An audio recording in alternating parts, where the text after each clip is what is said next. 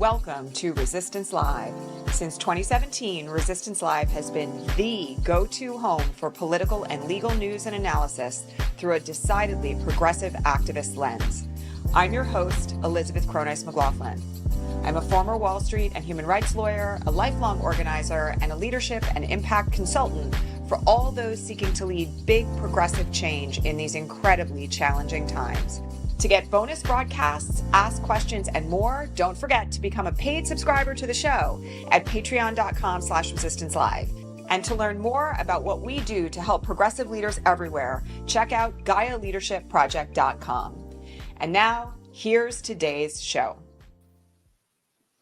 Hey, everybody. Welcome to the show for the 7th of October, 2025. Nice to see you all here on YouTube. Hello to our listeners on Spotify and iTunes and every other podcasting platform. Welcome. Okay. This morning, Sherilyn Ifill posted something on Blue Sky about why Stephen Miller is everywhere and is suddenly everywhere on mainstream media in a way that is far more noticeable and omnipresent than he has ever been before. And many of you on the Patreon feed followed up and asked me a question about this. Why do you think that Stephen Miller is everywhere all of a sudden? Well, I'm just going to be really honest with all of you. Yet again yesterday, Trump made a strange allusion to death in a comment that he made to reporters. About how he wanted to make sure he was doing right by God.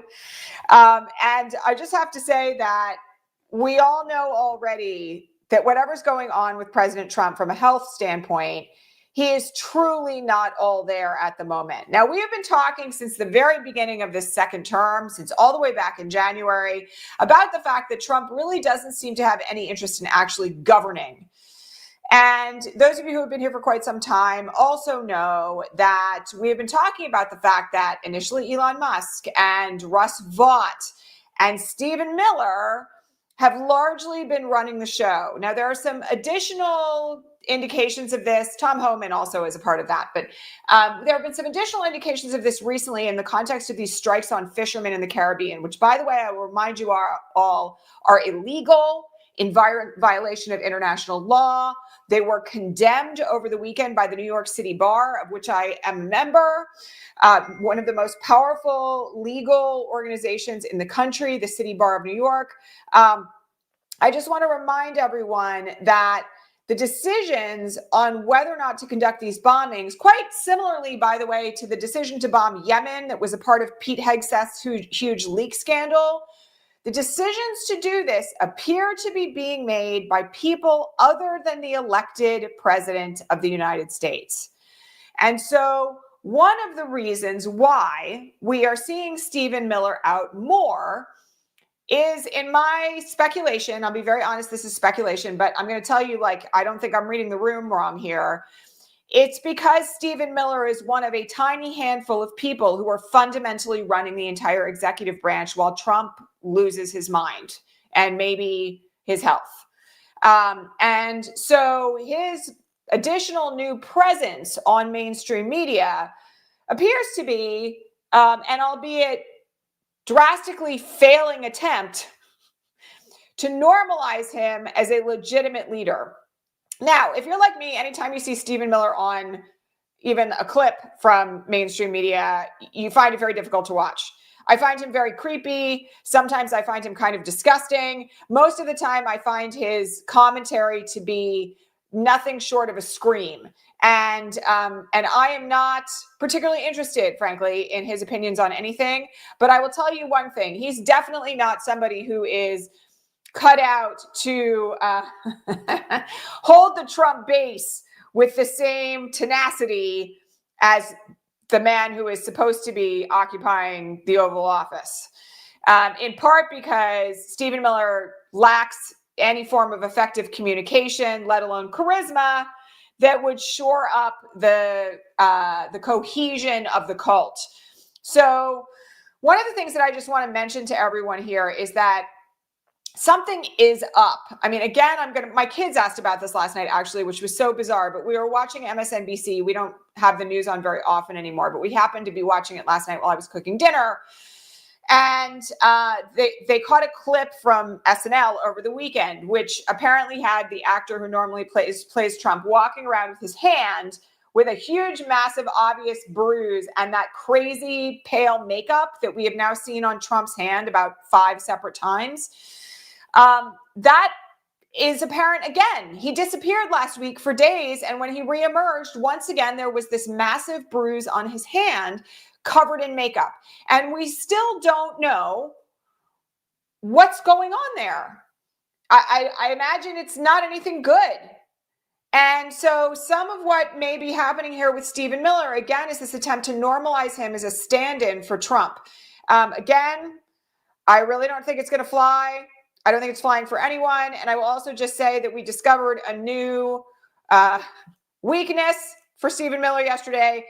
AOC released one of her live streams on Instagram where she made a crack about Stephen Miller being only 4'10" and being very sensitive to being short. He was asked about this on Laura Ingraham's show last night, and the wincing was, so palpable that, you almost could feel the cringe through the screen.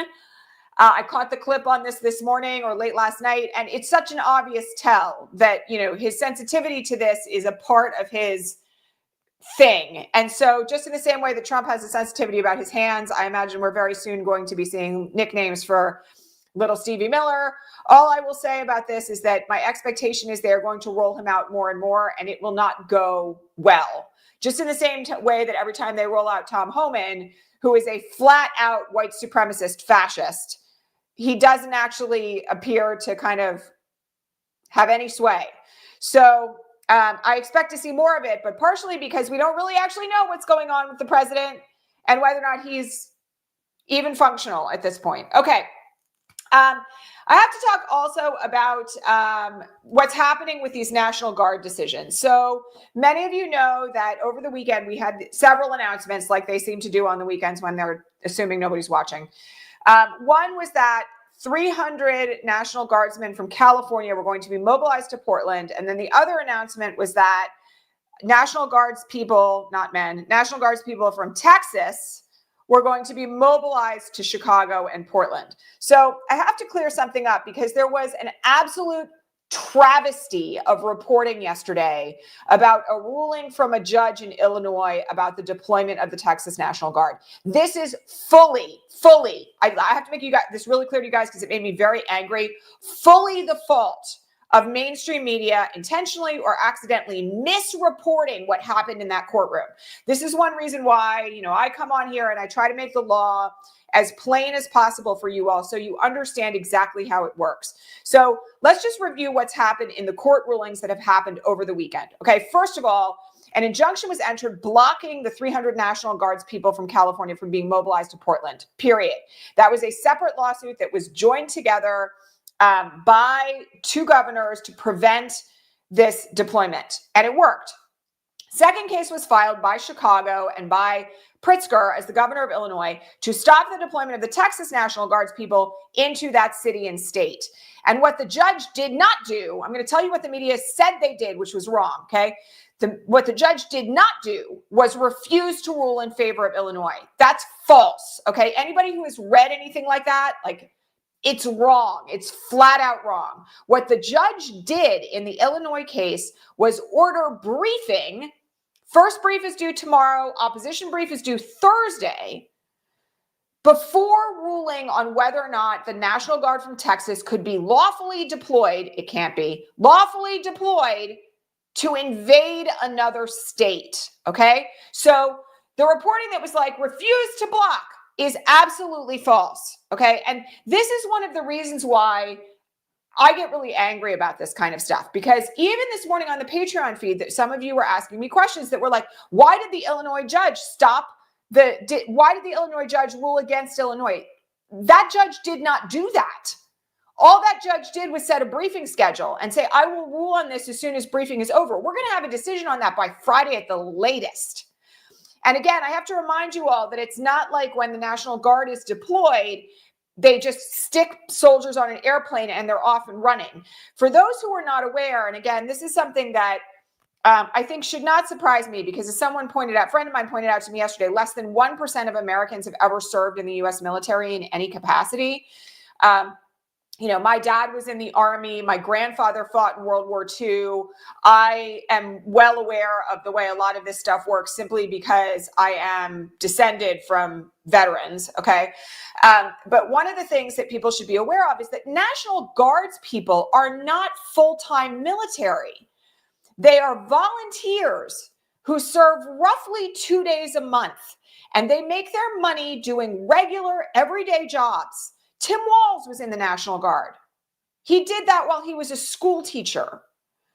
So again, it's not possible for them to order the National Guard to invade Chicago and have it happen tomorrow. In fact, one of the things that the Trump administration has kind of been struggling with is that rolling up the National Guard takes time. And so one of the things that I want people to just understand here is that what's happening in the Illinois case is not some travesty of justice. The judge is actually doing their due diligence to make an effective ruling. Okay, that's it. And let me just say one other thing. Those of you who have been here for a long time know this, okay? Briefing schedules that are 2 days away with turnaround times of 24 hours are absolutely unheard of in most federal litigation. Okay. The cases that I litigated for 15 years, our briefing schedules were like 30 to 90 days. And so for everybody who is like, why wasn't this handled right away? I'm going to tell you something else. Okay. The reason why the California case appears to have been handled relatively quickly. Again, that case was not ruled on instantly. Newsom sued last week. The ruling came over the weekend. Okay. One of the reasons why that case was handled differently is because the California National Guard is already mobilized in Los Angeles. Okay. So again, I have to just point out to everyone that you have to be informed. And before you step onto another outrage circuit of like, oh my God, the judge has totally screwed us, which I saw people saying on social media last night, you need to actually educate yourself or come to a source like myself who will educate you through the lens of what actually happens in courts of law so that you understand whether or not you actually need to be outraged or not. Okay. And again, one of the things I have to remind everybody of, and we're going to talk about this more in a minute, because I know many of you read my Substack piece yesterday on the absolute flooding of the zone of nonstop posts and broadcasts and everything else on Substack, and kind of what it's doing to us, not just content creators like myself, commentators like myself, but honestly to like all of America. One of the things about all of this, and this goes, by the way, for independent media also, is that outrage drives clicks. And there is a motivation by mainstream media in particular, which is fighting to keep its relevance when they're not capitulating to the Trump administration, to drive perspectives and sometimes outright fabrications of what's actually happening for clicks and likes, because it generates revenue for them. All right. Like another example of this is there was a piece that came out from CNN.com this morning talking about Trump's claims that Portland is burning down.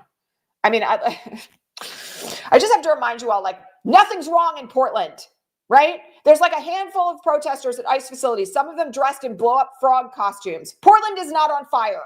It's not a war zone. Okay. And I want to remind you all that, like, they claim it's a war zone when it's not. Then they send in ICE and CBP. Then they tear gas it and it looks like a war zone. But they're creating that themselves for optics, for propaganda, to justify their violence against marginalized people and communities under threat. Okay, just to go back for 1 second to this. One of the things that I need people to understand here from what CNN did this morning in this reporting about Portland is that they took a photograph from riots that took place like decades ago and stuck it on an article about Trump's claims about Portland. It was like a donut shop on fire, okay? And it's from the Rodney King riots, which are like 30 years old. So you have to be extremely cautious when you see something that is designed to like ramp you up, right? And I have to say that I think it's fundamentally evil, no matter who you are, whether you're mainstream media or whether you're an independent journalist or commentator, to purposefully be driving outrage to people right now that isn't honest. Because there's a lot to be outraged about, right? Like a middle of the night Black Hawk helicopter attack on an apartment building in Chicago where toddlers were zip tied and people were dragged out naked. That's worthy of your outrage. But let me tell you something. It took like 3 days from that event taking place, as it was reported on the ground in Chicago by independent media, for it to actually even touch mainstream journalism. So you have to be just very, very cautious these days. And, I will just say that supporting independent journalists who are reliable, people like Marissa Kabas, people like me who endeavor to come on here and tell you the truth every day, right? Folks like, Mueller, she wrote, who does like really deep dives on some of this stuff, deeper than I can sometimes stand to listen to, in part because she's so detail oriented, right? You have to be like very, very thoughtful about where you're getting your information. Okay. So all that said, there will be a decision about the National Guard of Texas going into Chicago by the end of this week. Okay. And I will tell you that it is not legal. And this is, the reason, the very plain and obvious reason why the judge ruled this way in California. It is not legal to start an involuntary civil war where one state's National Guard is forced to invade another at the direction of the President of the United States. Not only is it a violation of posse comitatus, as we've talked about here before, but fundamentally, it's a violation of the independent states and their ability to govern themselves, and the fact that the National Guard is never supposed to be rolled out for law enforcement. So, please be cautious about where you're getting your information, but also, this story is not over. Okay, let's talk for a second about that Chicago apartment building raid, because I had a question about it this morning on the Patreon feed where someone said, isn't this blatantly illegal? Why are we not talking about the fact that this was warrantless, that there were no warrants, there was no probable cause? I have to tell you, that is obvious, okay? This was not conducted under any legal means, right? That would, if due process was being applied, allow for any admissible evidence in court, okay? We would be dealing with, many of you who have been here have heard me talk about this before, there is a doctrine under the federal rules of evidence called fruit of the poisonous tree. And what it means is that if evidence is obtained in an unlawful search and seizure, that evidence and anything that comes from it cannot be admitted in a federal court proceeding, okay? However, a lot of these folks are being rounded up and deported without due process. That includes, by the way, people who were in the final stages of citizenship. We have this horrible story of this award-winning documentary filmmaker who went to her final green card interview, was deceived in the interview while her husband was waiting for her, and snatched up and deported to Mexico. These kind of things are happening regularly, and U.S. citizens are getting picked up more and more and sent to detention camps. So, of course, it's illegal. But I have to make you aware of two particular things. The people who would be likely to prosecute this kind of illegality by a federal agency in ordinary circumstances under a functioning government would be the DOJ. The old DOJ Civil Rights Division, more about that in a minute, would have been responsible for going into, say, a federal agency and prosecuting the commanding officer, the officers in the line of command, the officers on the ground who engaged in illegal conduct, okay? But the second thing that I just want to mention here is that in most circumstances, law enforcement has something called qualified immunity. And what that means is that generally speaking, they cannot be prosecuted for conduct taking place in the line of duty. This is one reason why so many police officers get away with murder every year, where they actually kill people and they're not prosecuted for it. So one of the things that I want you all to start thinking about here, and we touched on this before, but it's worth thinking about, okay? The failure to hold police accountable for police violence is one of the things that led us to the place we are at right now. Because if there had been accountability for anything other than the most gross execution of, for instance, George Floyd on videotape live, right? There had been accountability for the hundreds and hundreds and hundreds of police murders that happen in this country every year for no reason. No reason. If there had been regular accountability for that, we would not be in a situation where CBP or ICE or any other cooperating law enforcement agency would think they can do something like what happened in Chicago and get away with it. So again, I just have to reiterate to people, somebody said yesterday on my Blue Sky, arrest these people, prosecute them. And I'm like, who do you think is going to do that right now? So, again, there will be a reckoning when all of this is over. We're going to have a dire need for Nuremberg style trials, but there's nothing that can happen right now under this administration for violations of federal crimes.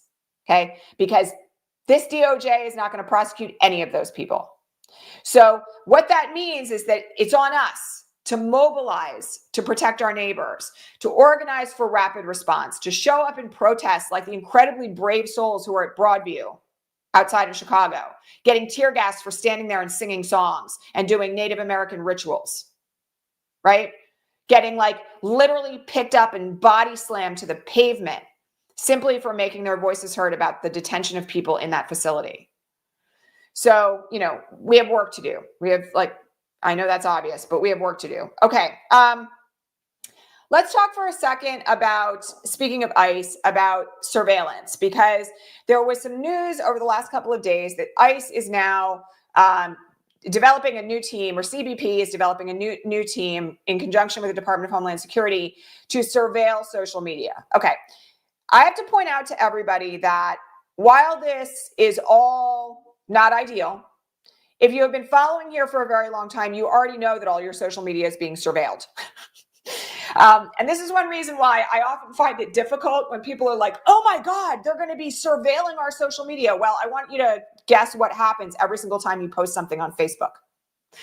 Because we've known since Cambridge Analytica, all the way back in 2017, that Facebook scrapes data off of every single post that you put on one of the Meta platforms and sends it to interested parties, sometimes sells it to others. They've sold period tracking data to others.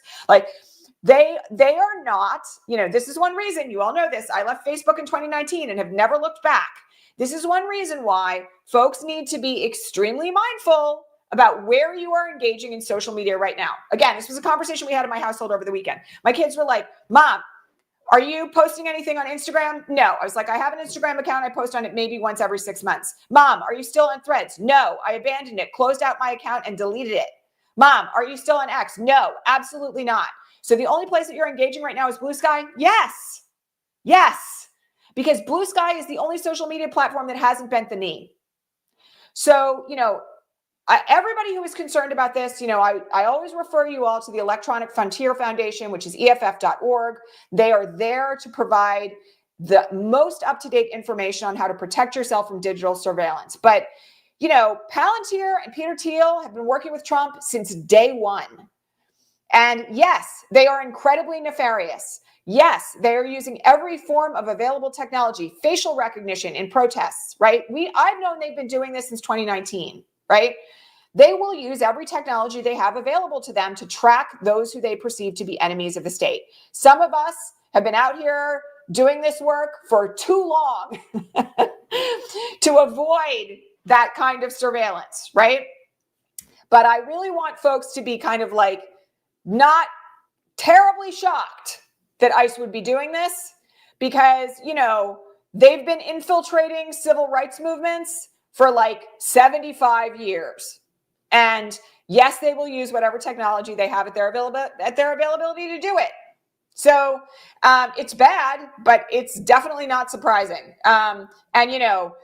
Lots of people, I don't want to say I told you so. I'm not really in that game. I will just say that when I left Facebook in 2019, there were a lot of people in my audience who were like, but how am I going to share pictures of my grandkids?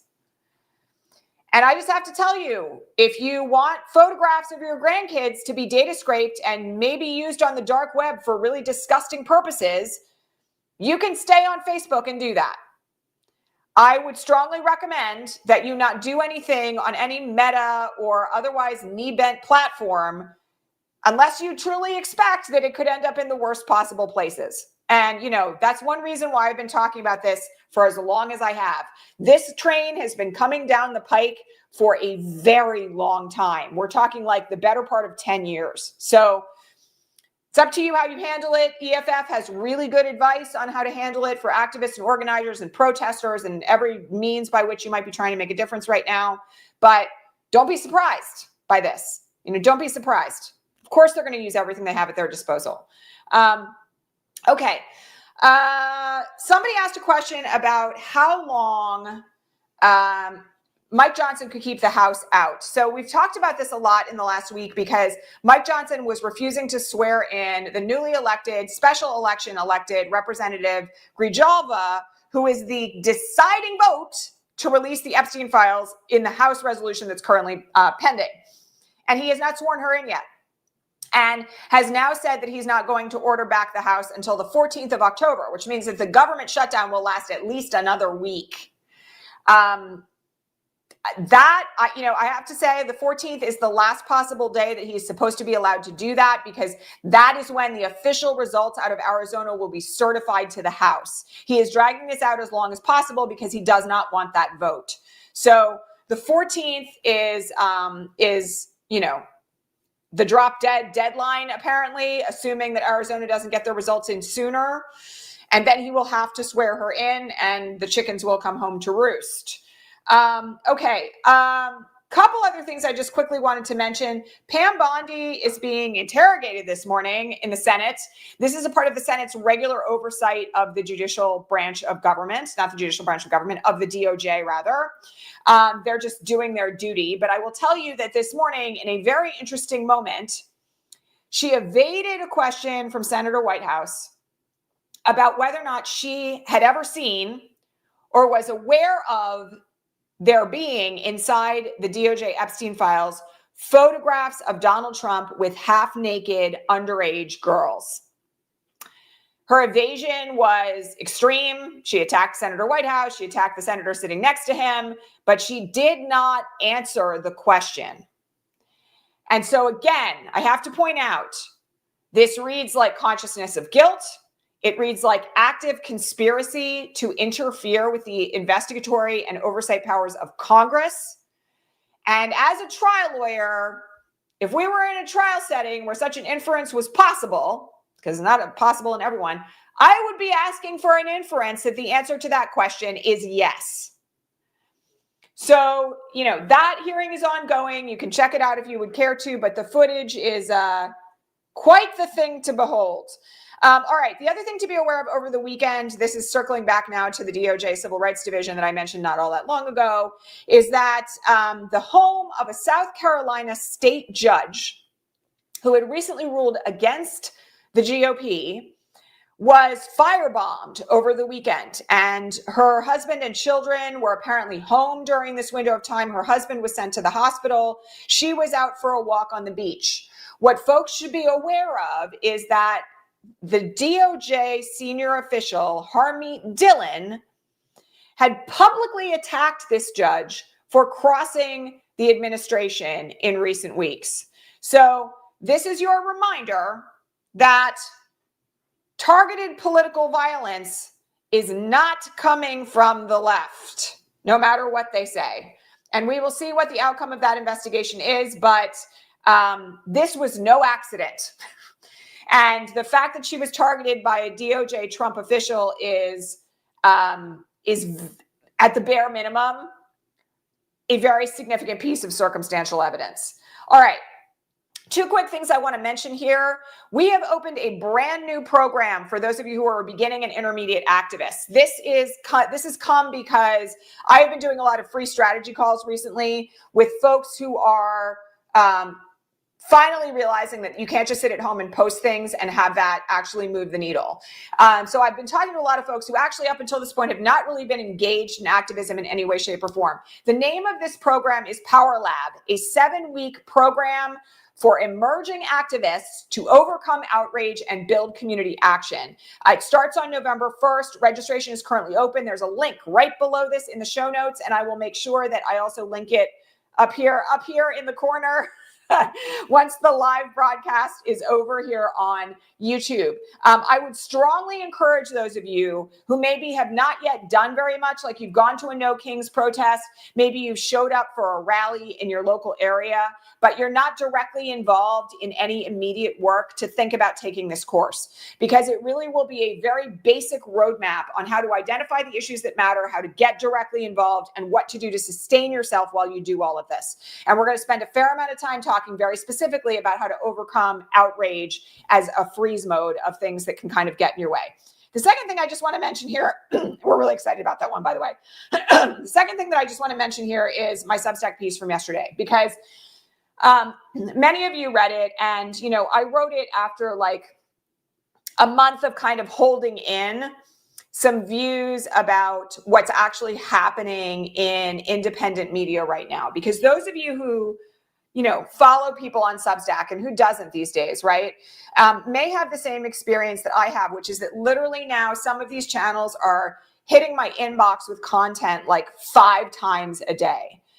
And if you're somebody like me who doesn't have an editorial staff, who doesn't have guest writers or writers that I'm paying, who doesn't have like, you know, a media manager or an editor in chief, this can be kind of like really intimidating. And I have been endeavoring since the beginning of this administration to write a weekly newsletter there. And I am finding it, first of all, practically impossible to keep up with everything that's happening in a given week anymore, even though I'm in this 24/7. And second of all, I'm actually really struggling with the sense that being on Substack now versus when I started there in 2019, when it was like very much a ghost town, feels like spitting into the wind. Like, am I even going to be noticed there? Because, and I have 17,000 followers there, and I'm considered small potatoes. One of the things about Substack now is they amplify the larger accounts because that is driving more revenue to Substack. So, my fear about this, which is relevant actually to this broadcast as well, has been that if I slow down over there and I don't write every week, because I'm finding it really hard to do that right now, I would lose paid subscribers, which we need, right? Like, we're a small operation. We're a staff of 4, right? Just to keep this broadcast running and run our programs, right? That I need to be able to pay my people. But if I'm not constantly churning content at every available platform, that we might lose some paid subscribers. So that was my way of kind of raising that and saying that, like, at least as far as my writing goes right now, I actually I'm way beyond my normal capacity. Like, I just want you guys to understand this. We're doing so much here right now. I'm working 80 hours a week. My kids are like losing their minds with how many phone calls I'm doing to try to help people who are trying to make a difference where they live. And I can't at this point find the bandwidth to write once a week on top of literally everything else that we're doing. 5 live broadcasts here a week, including the free bonus broadcast for Patreon, our educational training videos, which take us like 20 hours a week to put together. And we do 1 of those a week. And that's on top of like the training that we do inside the Ripple Effect Institute, these separate programs that we're running, and easily right now, 25 hours of phone calls with people who are just starting out or interested in the work that we do. So it's a lot. And simultaneously, I just have to remind you all that it is your paid subscriptions that keep this work going. Somebody this morning said, well, if you're not going to write on Substack every week, can you come back here on Mondays like you used to? And I will just tell you all that, you know, like, first of all, the work that we're doing over on the Ripple Effect Institute channel, that channel has been up and running for 10 weeks, and it currently has more than 50% of the subscribers that we have here. We are like not growing on this platform for some reason. And so, you know, if you want me to do more here, not only do you need to give me like the financial support to hire more people to help out, but also you need to share this broadcast. Okay, because we are small potatoes. We're not 5 million subscribers like some of the other folks that you all may watch. I'm not Heather Cox Richardson, who does amazing work, but is not raising a family and writes in the middle of the night, right? And then does lives on YouTube that are very clearly edited by an incredibly capable video editing staff. Okay, so it's really important right now that you guys understand the logistics of this. I am one person with a team of 3 behind me. I am not making, you know, $500,000 a month in ad revenue, like the people who have 5 million subscribers. So the reason why I wrote that piece on Substack yesterday is not just because we're all being flooded with too much information from independent commentators right now. I can't read 5 posts a day from one person, let alone like 15, right? But simultaneously, it's also because those of us who are smaller creators are being pushed out right now. And I don't want to, burn out. I know all of you rely on me, and it's really important to me to be ethical and honorable with our audience, and to make sure that those of you who rely on me to talk you off the ledge, as we want to say here at Resistance Live, don't lose me in that capacity. Okay. But, my circumstances are kind of unique. I don't know another single mother raising 2 kids with no help who's doing this kind of work, right?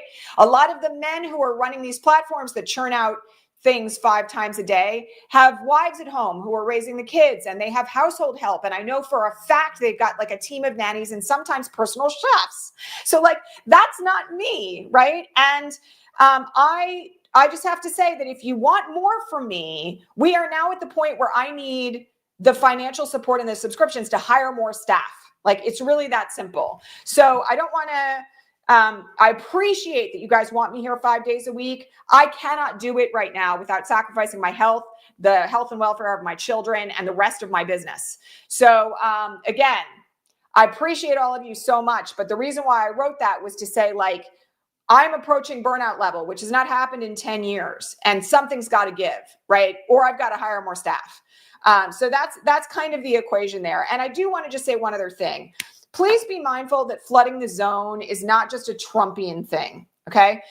This flooding the zone with information that actually doesn't move the needle, this thing of like more information, but we're not moving. We're not actually acting, right? We're reading like the 7th piece of analysis or opinion in a given day that doesn't do anything, is a part of the problem. It's actually a really serious part of the problem, because a lot of these commentators now, for the sake of their own profit margins, don't actually want to solve these problems. They just want more clickable content. And so I do want to just remind all of you, okay, that any commentator who is showing up and not giving you action items, not saying, here's the call you need to make today, or here's how you should get involved in a local organization, or here's the thing that you can do for mutual aid where you live, those commentators are not actually serving the general public right now, because we have enough. We have enough information. We have enough proof of who they are and what they're doing. What we need now is people who are actually willing, like myself, to train and educate people on how to create change, so that we're not stuck in this doom scrolling mindset all the time, where it's just like, oh my God, everything's falling apart and nothing works, right? That does not help things at this point. It simply floods us and makes us feel frozen. So speaking of which, next Monday's educational training video over on the Ripple Effect Institute YouTube channel is about how to turn doom scrolling into action. So you all can stay tuned for that in about 6 days.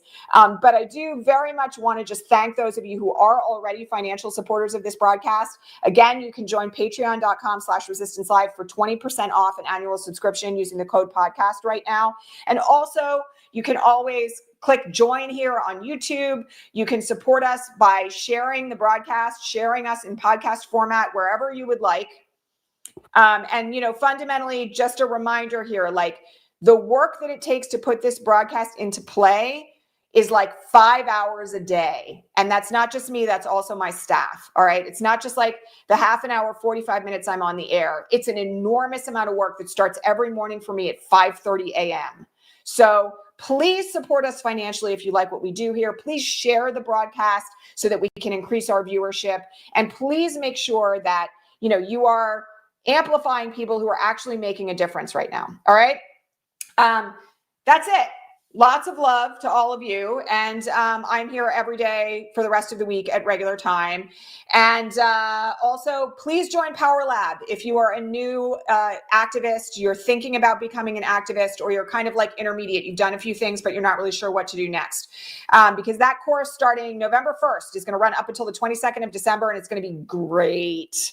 Like, we haven't run an entry-level program in a while, and I'm excited about this one. So link is below. Again, I will also stick it in the upper corner when we're done here, and I will catch you all back here live tomorrow. All right. Thank you all so much, and I'll see you then. Bye. That's our show for today, folks. Thanks so much for being here at Resistance Live. To get more out of the show, including bonus broadcasts, the answers to all your most pressing political and legal questions, and way more, head on over to patreon.com/resistancelive and become a paid subscriber. And don't forget to hit subscribe here on your favorite podcasting platform to make sure that you never miss an episode. See you next time.